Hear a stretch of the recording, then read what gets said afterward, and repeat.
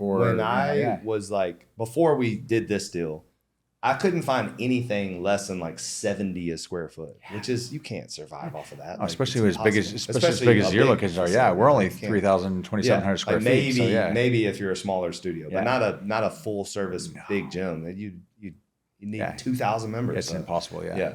So we actually ended up. That's how I am now. Like, I have this list of boxes that have to be checked. Mm-hmm.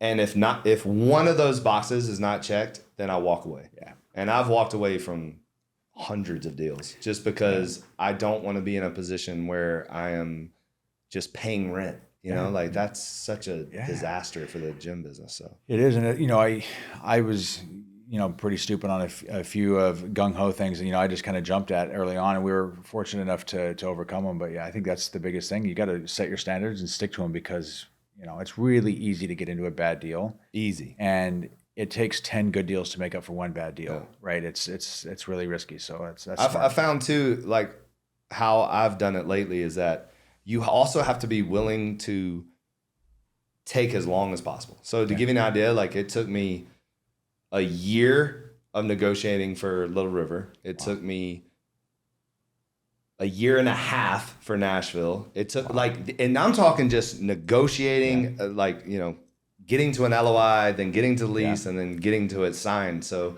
if you're not willing to go and go through that back and forth, and if you're not willing to say no, come back to me when you give me what I want, then you're never going to get a deal done. It's funny. We have a deal going in Boca right now that we're working on, and we've now walked away twice on it, and literally and truly walking away, not as a negotiating tactic, but just like, no, this isn't the right fit. Right. And then they come back, and then we get to the finish line, and then it's kind of like the same shenanigans. We're like, okay. Did they do this to you? Because this is my biggest pet peeve. You agree on the LOI. Yeah. You sign the LOI. Yeah. And then they send you the lease. Yeah. And the lease is not the LOI. Yeah. So there's two things on that. I think there's sometimes, I think that lawyers screw up more deals than they help. Yeah. And I think that happens, pretty frequently. At the end of the day, it is your attorney's job to do their best for you as their client. So I don't know that it's necessarily intentional that they're doing it, but inevitably they will take an LOI and they'll be like, I don't think that's in the best interest of my client. So I'm going to just tweak this and hope they don't notice. Yeah. That happens all the time. And if your attorney's not good and doesn't catch it and really refer back to the LOI, and I've gotten really good at reading, I'm sure you would too. I barely even use real estate people anymore. Yeah. Because it's just. Yeah. And so reading reading a lease, and then now AI is actually kind of fun for this. You can actually take an LOI and then take your lease and ask it to find inconsistencies. Oh, nice. There's fun things you can do there.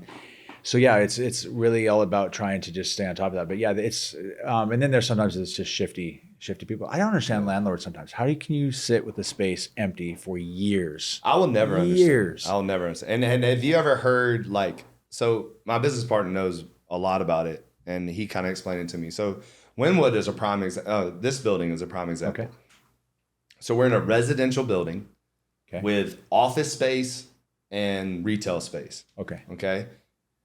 It opened, I'll say April, March. It opened March 2021, right? And we moved in. We opened April 2021, right? To this date, they've only signed one other person in the retail and no office at all. But yet the residential has been full.